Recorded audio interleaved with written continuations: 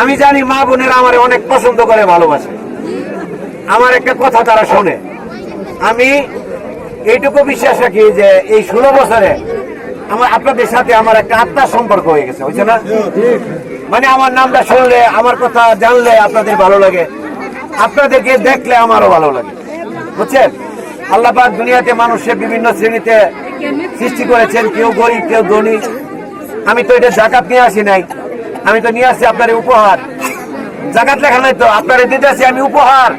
ভাই বোনের বাড়িতে দেয়, বোন ভাইয়ের বাড়িতে দেয়, বাবা তার মেয়ের বাড়িতে দেয়, ঈদের সামগ্রী দেয় না, সেই আত্মীয় হিসাবে আমি আপনাদেরকে দিতেছি।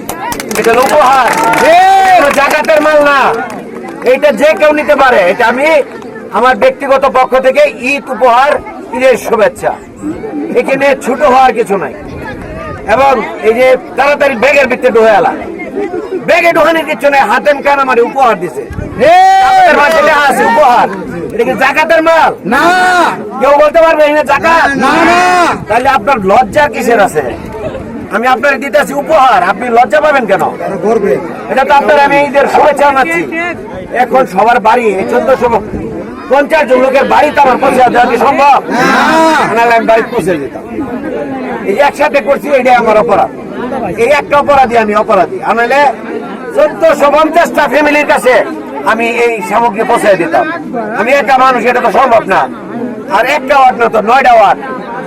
আজকে 8 নম্বর ওয়ার্ডে সকালে দিয়েছে 1060 জনকে। এখন আপনাদের এখানে আছে, আপনারা সবাই পাবেন, ধৈর্য সহকারে নিয়ে যাবেন। আমি আপনাদের কাছে দোয়া চাই, ভালোবাসা চাই।